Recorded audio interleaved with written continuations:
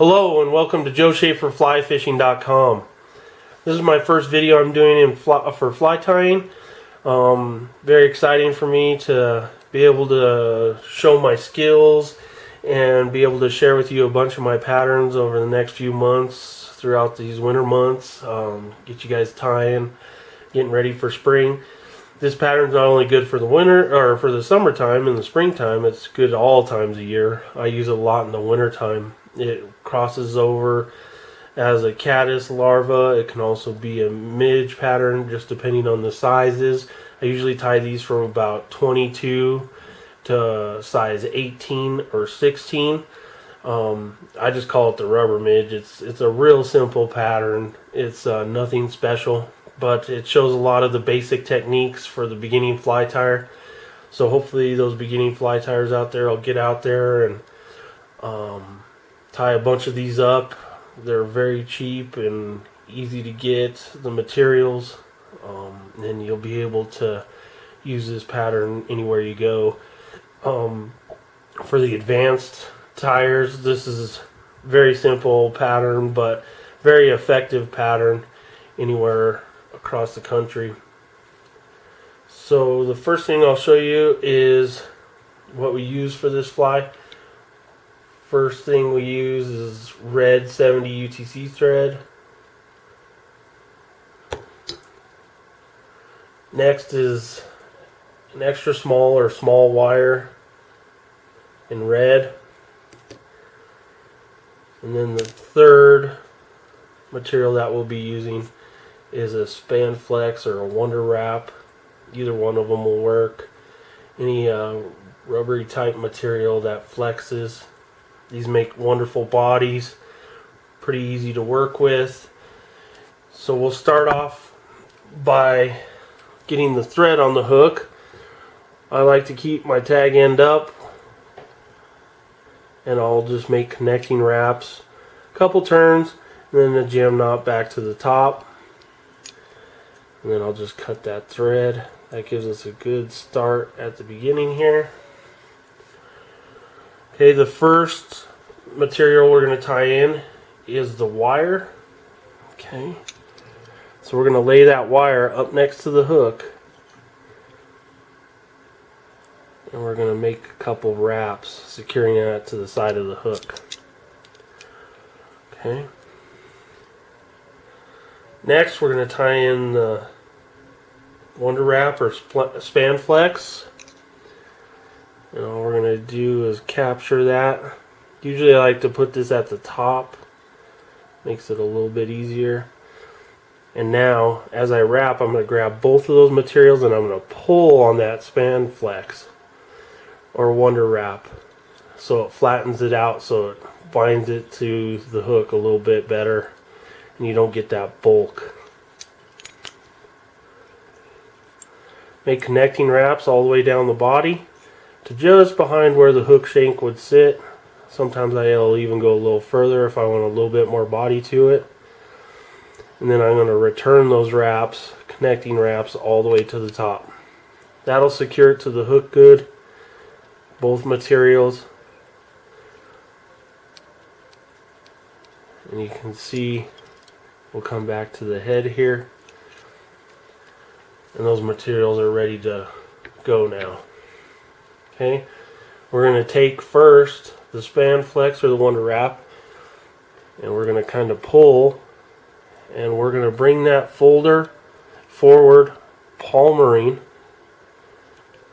Okay, we're not doing connecting wraps here. We want to leave spaces in between where we wrap. All the way to the head. Then we're going to make a couple turns with that left hand to secure that wonder wrap so it doesn't come back out on us. We're going to clip it off. It clips real nice and even. Okay. Then next we're going to take that wire material and we're going to lay that wire material as we're coming forward in between those wraps. You don't want them on top or around. You just want to lay them right in between those wraps. coming all the way forward to the head. Then we're going to make 2 or 3 wraps at the head. And then we're going to, you can either cut the material here, or what I like to do is helicopter it. And what that does is, it'll just break it right off. That tends to be a little bit cleaner than cutting it. Usually you'll have a little tag end sticking out that you have to get in there with your scissors and cut off a little tighter. So now is the hard part, especially for newer tires, is the mystery of the whip finisher. Okay, we're just going to leave our thread hanging here. And the easiest way that I've found to show people is you hook that front end on. Okay, then I'm going to bring my thread around and I'm going to rotate to the top. And I'm going to make a couple wraps. Okay, then when I come forward, I'm going to let that bottom edge of the thread unhook, and I'm going to apply pressure backwards and then just pull the hook part out. I'll show that to you again. So I'm going to clip that top hook onto the thread. I'm going to wrap around the back of the whip finisher and I'm going to rotate to the top. Just like that. Then I'm going to make my wraps. Now on this fly I'll usually do 3 or 4. And then I come up, release that thread from the bottom portion, pull back on the thread, and release the hook. That's what gives you a nice little head there. Now what you can also do with this fly, there's several things that you can do with it. I can change the thread. I like to use a fire orange UTC thread, and that'll make a nice little opposite color head, give it a little hot spot there.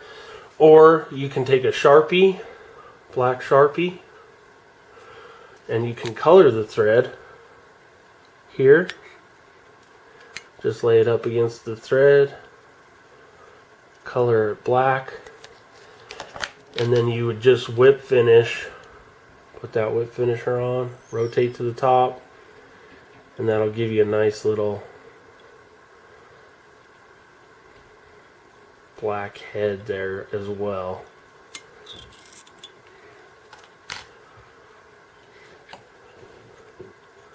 Then you'll just clip off that thread and you have your midge.